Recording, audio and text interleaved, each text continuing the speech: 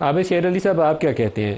अब एक तरफ फैज़ हमीद वाले चार्जेस कि 9 मई के अंदर इनका रोल था, और दूसरा इमरान खान जो ऑलरेडी 9 मई के मुकदमे में गिरफ्तार भी हैं, तो इन दोनों का आपस में क्या कुछ था साथ 9 मई के वाक़े से पहले?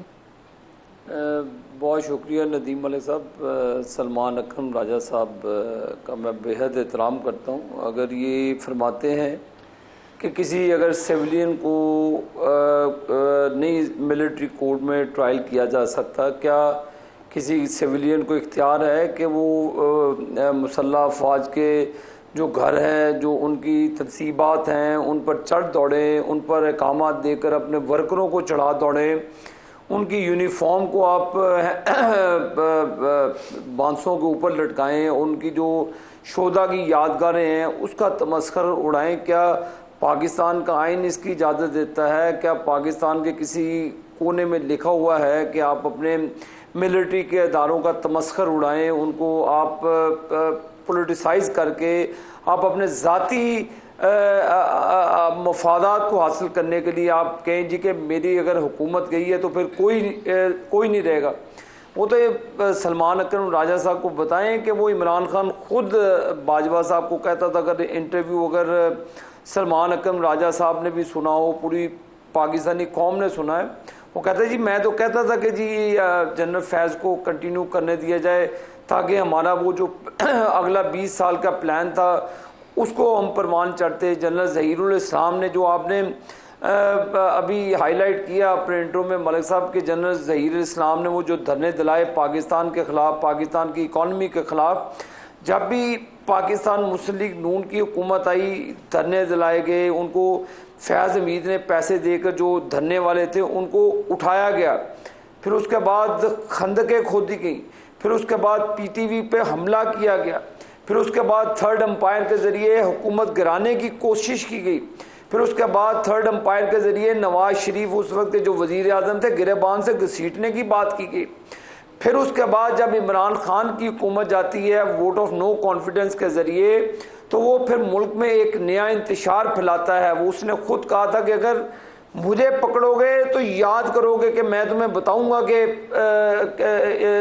रियासत को कैसे लेकिन मैं फैज़ हमीद और इमरान खान दोनों को जोड़ा जा रहा है 9 मई के लिए। आपकी हुकूमत के पास ऐसी कौन सी चीज़ें हैं कि आप दोनों को एक ही केस में नथी कर रहे हैं? ये देखिए मलिक साहब, 2 नहीं 3 अफराद है, इसमें साकिब निसार भी शामिल है।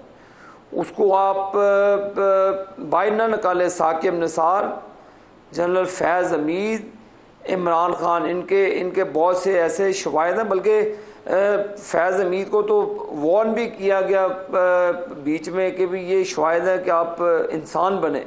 तो ये जब फिर कंटिन्यूटी रहती है अपने अज़ाइम को हासिल करने के लिए, तो किया फैज़ हमीद को कि ये शवाहिद है? ये इनके पास है ना जी, मैं जो आपको जिम्मेदारी के साथ कह रहा हूँ, इनको वार्न भी किया गया बेहद मरतबा। और ये अपनी मामलात में इमरान खान के साथ इनके साथ नेक्स्ट, मेरी अर्ज सुन ले पहले, इनके नेक्सेस है पूरे, इनकी गठजोड़ है पूरी मुल्क को मफलूज करके पाकिस्तान की मिलिट्री को इंतशार का निशाना बनाना, पाकिस्तान की मुसल्लह अफवाज को कमज़ोर करना।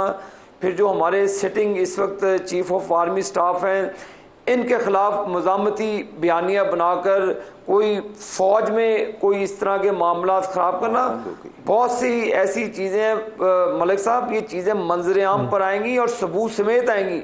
मेरे कहने की जरूरत नहीं है। अच्छा अभी साहब, मैं सलमान राजा साहब दोबारा आपकी तरफ आऊंगा। 9 मई वाला मामला बहुत टेढ़ा मामला है, क्योंकि जो पीसफुल प्रोटेस्ट है ना, उसकी तो इजाज़त सबको देता है कि आप पुरअमन तरीके से एहतजाज कर लें, लेकिन जो 9 मई था वो पुरअमन रहा नहीं था। 200 कोई करीब इंस्टॉलेशन है जहाँ पे एहतजाज हुआ, और एहतजाज की जो शक्ल थी वहाँ पे हमने कोर कमांडर हाउस को जलता देखा, वो MM आलम बेस को जलता देखा, ISI के ऑफिस अटैक हो गए।